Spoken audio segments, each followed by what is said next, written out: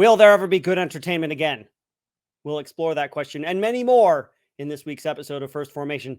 I'm Israel Wright from the Pop Culture Field Manual Podcast. Let's hit it!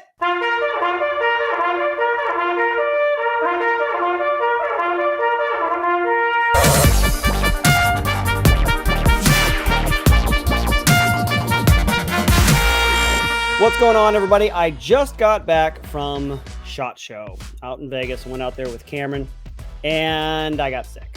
I was there Tuesday, and had a good time. Cameron, it was his first time, and man, he can tell you about his experience maybe on the debrief coming up on Friday. But Tuesday was good. Saw some people that I knew.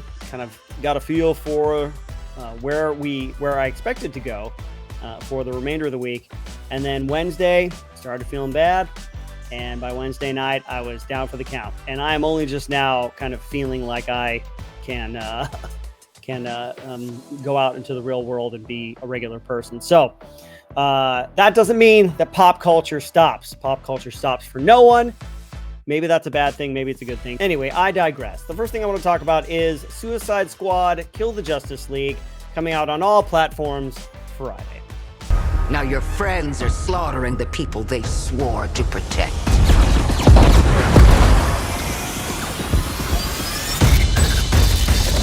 Batman, Green Lantern, The Flash, Superman. My Justice League will burn this Earth down for me. Flash, how do I stop this? You have to kill us, Diana. We have to die to save the world. We can work with that.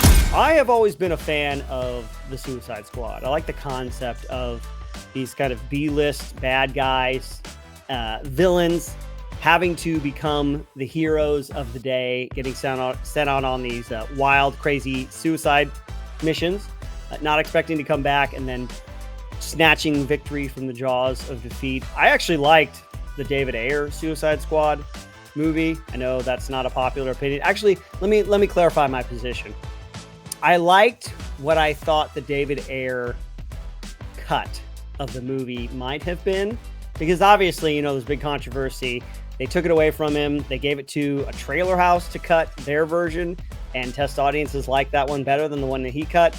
But some part of me wants to believe that there was this beautiful, especially I'm talking specifically about the Harley Quinn Joker timeline. I know the Juggaloker, people didn't like Jared Leto's Joker. I liked him. I thought it was an interesting take on the character, and I love their relationship. Harley Quinn is, I think, my favorite DC character, period. Not the newer incarnations of Harley Quinn, like I'm thinking specifically of the cartoons, but I loved Margot Robbie's take on it in both Suicide Squad movies.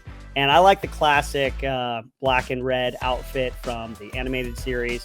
I like James Gunn's Suicide Squad. And I just think it's an interesting concept because somebody has taken over. I don't know who the villain is because, who has the time to investigate these things? Okay, I got a lot of things to do, folks. But Superman, The Flash, Green Lantern, and Batman are all the villains. And you've got Harley Quinn, you got the Shark Man, you got Captain Boomerang, and you got Will Smith are all hired to go out and take them out. And it's just really interesting, like, how exactly is this going to happen? And it could suck. That's the thing, is it looks like a lot of fun, but the trailers always make stuff look really fun. I don't know what all of you think about that. Maybe you can tell me in the comments. Do you think it's going to be good? Has it been tracking well? Have you noticed or heard any rumors about how it's going to play or perform?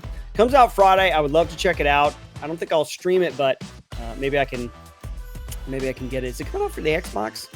Anyway, I'll find that out, and maybe you guys can let me know in the comment section. But Suicide Squad looks like fun. Could suck. Suicide Squad Kill the Justice League.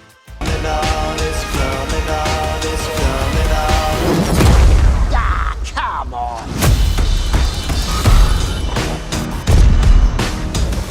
The only other thing I'm excited about this week is Argylle, coming out Friday to theaters.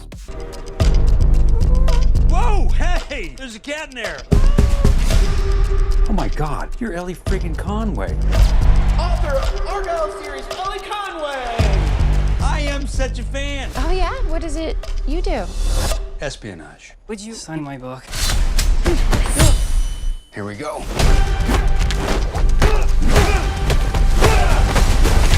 I love this book. Argylle, written and directed by Matthew Vaughn. So Matthew Vaughn, right? Let's go to his IMDb page. So we got Layer Cake, we got Stardust, we got Kick-Ass. You know, these are things that he's directed, right? X-Men First Class, great. Kingsman, great. Kingsman: The Golden Circle, Nike Awaken the Fan. Anyway, The Kingsman. I actually liked The Kingsman. I thought it was real quirky and kind of kooky. So maybe this is gonna be good. I don't know. Matthew Vaughn, maybe he's one of those guys that when you really let him take the reins, and this is Argylle looks like he's really taking the reins. This is like an original story. Or is it? Is it an original story? Was it based on a comic book? Do I totally not have my hand close to the pulse of the pop culture community on this one? Because the first time I'd heard of Argylle was when I saw the trailer with Dua Lipa dancing with bad haircut Henry Cavill. I love you, Henry. Come on to my podcast. But Argylle, spy thriller. Bryce Dallas Howard is an author of spy novels. Argylle is her main character, and then she gets caught up in an actual espionage. You know, there's some story going on, and what's his name? Sam Rockwell is an agent. I like him a lot. Dua Lipa, pop star. Is she a good actress? Can she? It looks like they kind of molded the role specifically, you know, to fit her. She's a femme fatale. You know, she's sexy. She's dangerous. And Henry Cavill, yeah. Is it going to be one of those things? Because the trailer makes it look like maybe, you know, how she imagines him or the character in the books, or it doesn't look like there's an actual Argylle, like there's a real Argylle, and then maybe he doesn't look like that. Maybe it's Henry Cavill, but his hair is different. I don't know. But I don't know. Maybe the best parts were in the trailer. You know how they do that? The funniest lines, the biggest action explosions or set pieces were in the trailer. But then you go to see it. Matthew Vaughn, sometimes this stuff tends to, I don't know if meander, or maybe I don't know how exactly to describe it. It's not tight, like a tightly told story. There's like little things in there. He's like, I'm Matthew Vaughn, I want to be kooky. And he puts them in there and you're like, why did you do that, Matthew Vaughn? And you have to sit him down. You have to look him in the eye, say, Matthew Vaughn, tell tighter stories. That's how I imagine that my encounter with Matthew Vaughn would go. But yeah, who knows? Maybe it'll be fun. I like the cast, and Matthew Vaughn is about batting 70% as far as my enjoyment of his movies goes. So yeah, Argylle coming out Friday. It's time for you to meet the real Agent Argylle. Oh my God. Oh my God. Oh my God.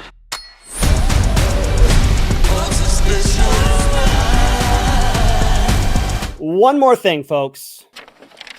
Just one more thing. Hellblade 2, Senua Saga, the sequel to one of my favorite video games, Hellblade: Senua's Sacrifice, has a release date. I've dreamt of this. This place of fear and fury. Do you hear it? The heartbeat of the lost ones.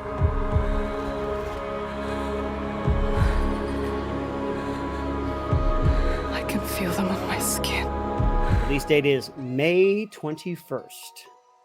And I can tell you that on May 21st, I will not be in public. I will not be streaming. I will not be going out into the world. I'll be getting this game, and I will be encapsulating myself within the corner of my living room, my office, and I will be playing this game because this Hellblade 1 it changed my life. I remember encountering it a couple of years, actually. It wasn't right when it came out, but I heard about it. It was Christmas time. I heard about it from my brother, who's also into fantasy and kind of Viking lore. told me about it. I'd never heard of it, and I went home and picked it up and played it, and man, it just blew me away. I love the story. I love Senua's emotional journey and the visuals of it, how they really did all that research when it comes to psychosis, and they tried to treat it very respectfully, and they used it very powerfully. Yeah, that game rocked my world, and it was awesome, and I cannot wait for the second one. It looks amazing. Looks like she has companions too. She has somebody else that's with her. Maybe she's learned to be a part of a community, but she still has to deal. It's not like she's cured, quote unquote, from her psychosis.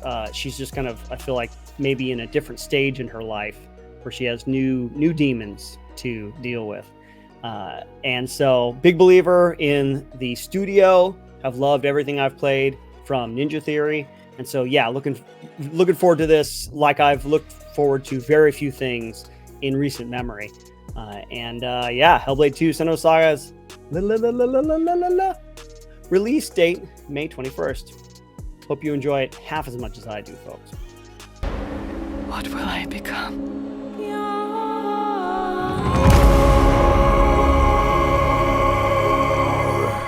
So that's it, folks. That's what I'm excited for this week. Let me know what you're excited for this week in the comment section, folks. Spread the word, subscribe, like, keep an eye out for Cameron coming up on Fridays with his debrief. Very good times, folks, and we will see you on the next First Formation.